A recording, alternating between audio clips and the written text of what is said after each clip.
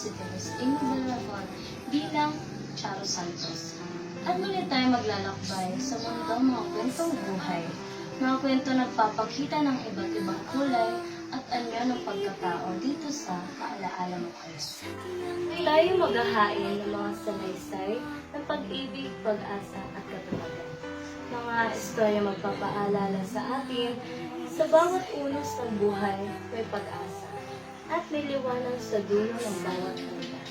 Ngayon, samahan ninyo ako sa isang kwento ng isang kasambahay na pangalang Michelle na tiyang magbibigay aral at inspirasyon sa ating lahat.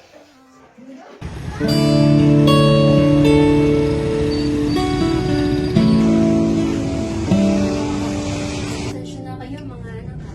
Ito lang kasing nakayanan ng pera ko eh. Nay, tuyo na naman yung ulam. Wala na bang iba? Tuyo na lang pala. Pangamaarte dyan, hindi tayo mayaman. Aileen! May ulam na ba? Tuyo na naman. Lagi na lang ganito. Pasensya na. Di paano mababawi yung ulam natin, ipalagi ka ng lasing. Wala akong pake. Bahala kayo dyan. Tay, huwag ka naman ganyan. Ilang araw ang dumating, may nagsabi kay nanay na may oportunidad daw sa ibang bansa. Kaya nalungkot ako sa naging pasya ni nanay. Mare! Meron akong ibabalita sa'yo. Alam mo bang merong pwedeng applyan ng trabaho sa ibang bansa? Ano yun, Mari? Baka malagay tayo sa maling oportunidad. Hindi, mas malaki at triple pa ang sahod dun. Sige, subukan natin yan. Ang pangit! Ang pangit naman yan! Mga anak, kasan mga kuya niya? Meron kasi ako sasabihin sa mga. Ano po yun, Nay? Aalis kasi ako. Pupunta ako ng ibang bansa para magtrabaho. Ha? Aalis ka? Oo, anak. Pare rin naman to sa inyo. Kailangan ko talaga na. Oo naman, anak. Kuya, aalis si nanay. Pupunta siya sa ibang bansa. Alis ka? Oo, anak. Iwanan mo na kami. Oo, para rin naman to sa inyo kinabukasan eh. Eh di umalis ka. Anak naman. Sinong alis? Ikaw? Gis, ano ba? Sasaktan ako. Ang nangyayari dito? Tumigil na kayo. Wala kang respetong bata ka. Tay, huwag naman tay. Basta, wala nga alis. Nasabi ko sa inyo. Dumating ang araw na pag-alis ni nanay, ito ang pinakamasakit na nangyari sa aking buhay. Nay, bakit kailangan kong umalis? Pinigil ko ka na lang. Nay. Gusto namin. Ingat ka, Nay. Hindi mag-ingat ka, Nay. Nay.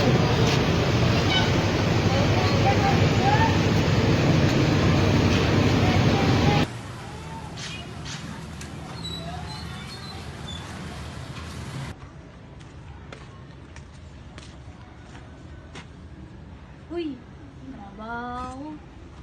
Wanted, kakanda.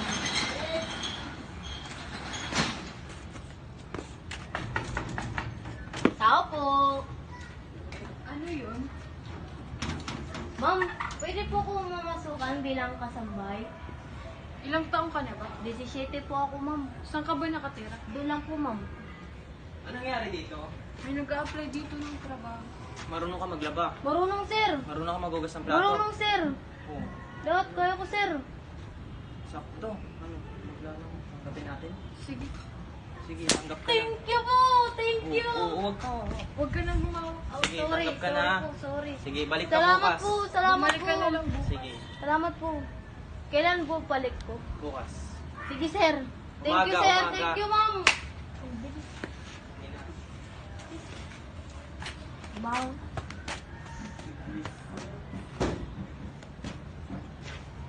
Nakapaghanap na si Michelle ng kanyang pagtatrabahuan at nagsimula na ang pagtatrabaho ni Michelle sa kanyang amo. Uy, parang bago ka lang dito ah. Oo. Unang araw ko pa lang kasi. Para magkakaproblema tayo dito. Ha? Bakit naman? Kasi si Madam, maldita yan, pati yung anak niya. Paano niyo nasabi? Di naman. Hindi mo sure. Sige, maiwan ko muna kayo. May tatrabahoin pa ako eh. Sige. Kasi ako rin. Sige.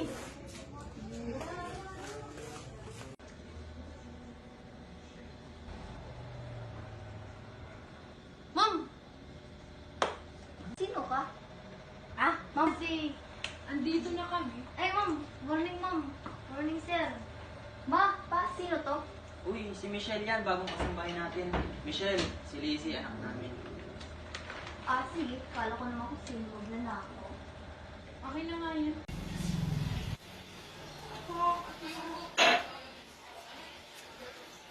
Michelle!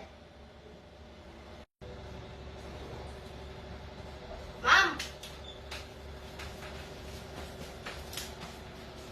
Ma'am, ano po yun, ma'am?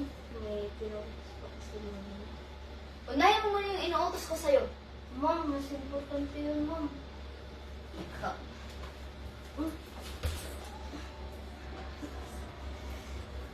Hindi naging maganda ang pakikitungo ng kanyang mga amo sa kanya simula nung araw na nagtrabaho siya rito. Michelle, naglinis ka na ba ng kwarto? Ma'am, wala pa, ma'am. Ilang beses kong sinabi sa'yo, di ba na maglinis ka ng kwarto? Ma'am! Anong nangyari dyan? Anong ginawa mo? Wala. Anong ginawa sa'yo ng madam mo? Wala, sir. Anong ginawa sa'yo? Sinampal ka? Sir. Okay ka lang? Lang ng gum. Okay ka lang? Oo. Magpahinga ako muna.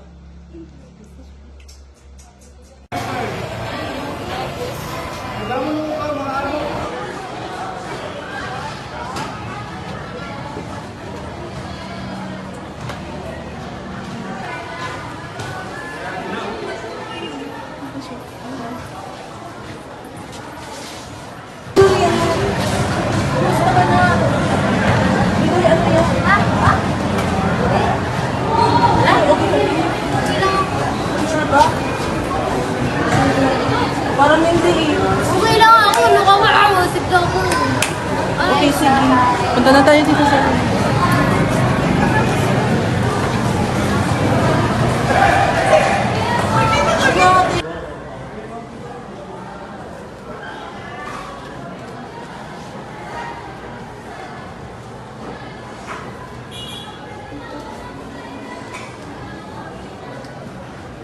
Good morning, everyone.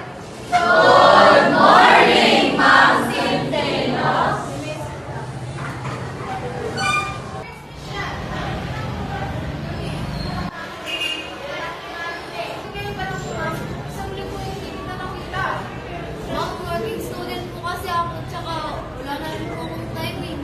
Pasensya na, ma'am. Ganun ka? Sige, ma'am. Salamat po.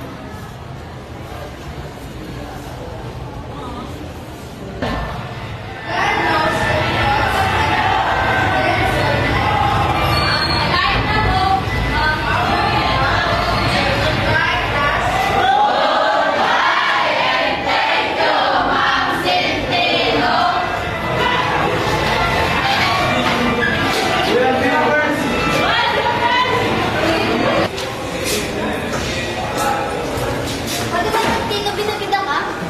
Hindi ka na nga. Anong binibilang? Anong ginawa ni Michelle sa'yo? Tumabi ka nga.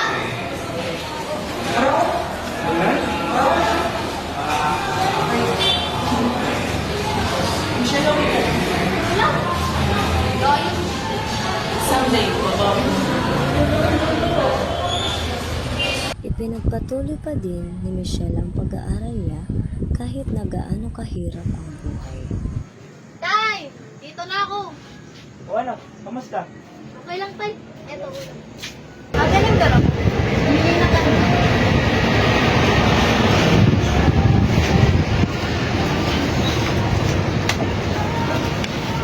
Ate, bakit parang ang bait ito ngayon?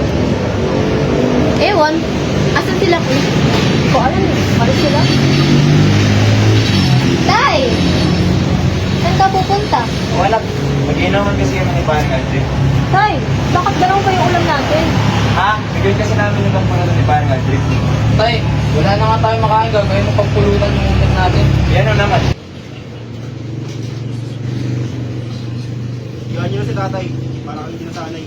Akala niya magbabago pa rin ang kanyang ama sapagkat mas ipinagpatuloy pa din ng kanyang ama ang pagbibisyo niya. Umuwi ka na nga. Umuwi ka na mag-isa mo. Nakikita mong nagiinom pa kami dito ni Paring JC. Umare, mo muna siyang pawin. Kita mo nagiinuman pa kami. Last naman. Pag sinabi kong uwi, uwi. Sige pare, usan na ako. Pinatawag na ako ni JC. Sige pare, sa susunod na dalit. Napagtanto ni Michelle na wala siyang magagawa sa kanyang trabaho kasi wala siyang makakapagawaan. Pansin ko kami sa napapagalitan ni Madam. Okay ka lang ba? Oo naman. Di ba alak ka bang umalis dito? Hindi ko alam. Wala kasing trabaho ng pagkukunan ko ng pera. Sa bagay. Michelle! Ma'am! Ba't may mancha tong gamit ko? Yusin mo naman trabaho. Madam, sorry mo. Madam! Madam! Madam! Araw-araw nila. Karen, what happened here? Bitawan niyo nga ako. I said, what happened here? Itong babae ko, palagi na lang palpak. Araw-araw na lang. Sipasok nga kayong lahat. We will talk later, Michelle. Come here, Karen. Let's talk. Ano bang problema mo ba't laging pinag-ingitan ni si Michelle? Ha? Hindi niya ginagawa ng maayos ang trabaho niya. Parang dun lang, minamaltrato mo ng bata. Ba't mas kinakampihan mo ba Di ko siya kinakampihan. That's sabi. Ako, Wilbert. Karen, we're not done talking yet. Karen, Ikaw na babae ka. Ikaw yung may kasalanan kung bakit nag-aaway ang parents ko. Wala po akong kasalanan, ma'am. Ginagawa ko lang naman po yung trabaho ko. Sumasagot ka pa. Mas ka na nga dito sa bahay. Ayoko na makita yung pagmumukha mo.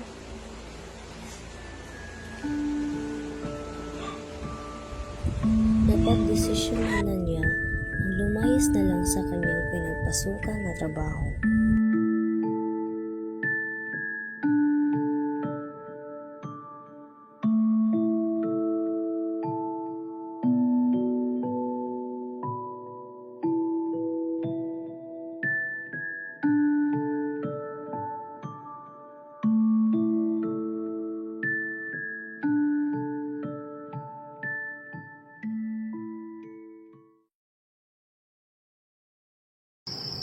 Tay, andito na ako.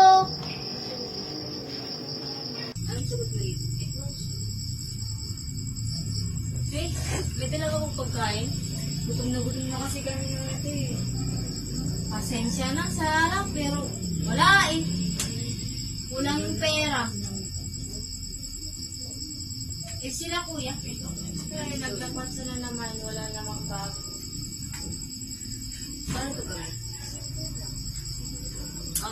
Faith, kailan kayo uwi si nanay? Babalik po po siya dito. Hindi na siya babalik, iniwanan niya tayo. Huwag kang magsalita ng ganyan natin. Hindi naman ang totoo, di ba?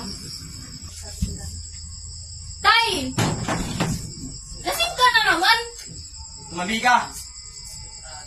Tay, palagi ka na lang ganyan. Kaya tayo iniiwan ni nanay eh. Huwag niyo akong sumbatan. Hindi ko kasalanan kung bakit iniwan kayo ng nanay niyo. Tay, ay, palagi na lang. Pagod na ako. Pagod na ako.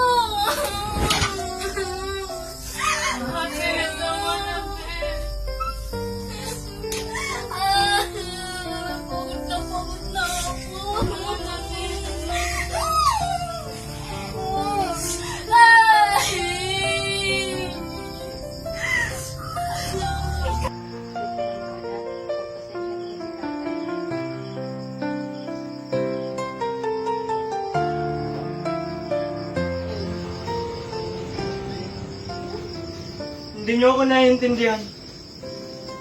Sa bawat gabi, lagi kong sinisisi ang aking sarili. Na sana, nung nandito pa ang nanay niyo, nagtrabaho na lang sana ako. Ang tanga-tanga ko.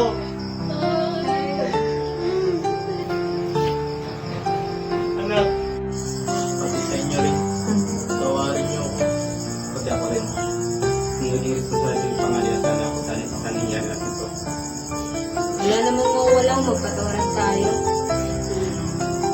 Gusto na kayong mga Michelle, Ayos lang naman po. sa lahat ng iyong naranasan sa buhay, ano ang iyong pinakamabigat? Ang pinakamabigat na nangyari sa buhay ko ay yung iniwan kami ni nanay na nagdulot ng aming paghihirap at pag-aaway-away. Bakit kayo iniwan ng iyong mama o inay? Ano po, dahil sabi niya ay para po sa aming kinabukasan at dahil na rin po sa mahirap lamang kami ay yun po. Ano ang iyong mensahe sa lahat ng nanonood ng ating programa? Ang mensahe ko lamang po ay huwag sumuko sa buhay at maging matatag sa lahat ng problema na ating kinakaharap. Pagkalipas ng ilang buwan, nakapagtapos na si Michelle ng high school sa pamamagitan ng pagiging determinado at sipag sa pag-aaral.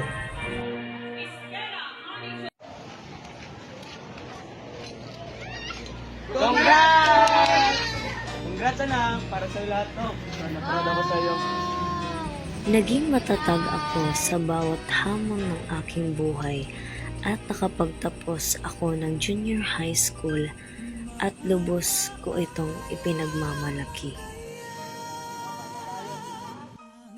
Ang pagtatapos ng pag-aaral ay isang mahalagang tagumpay sa buhay ng bawat mag-aaral.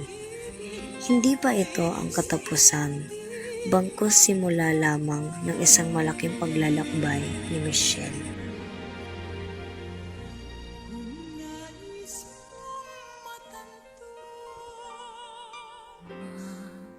Salamat sa iyong pagbabahagi ng iyong kwento sa aming programa. Sa buhay ni Michelle, marami siyang napagdaanan, ngunit hindi ito naglihad lang sa kanya upang sumuko at upang hinahin. Muli, ako si Teresa Imabel Rafon bilang Charo Santos. Nagpapaalala, ikaw ang bida sa kwento ng iyong buhay.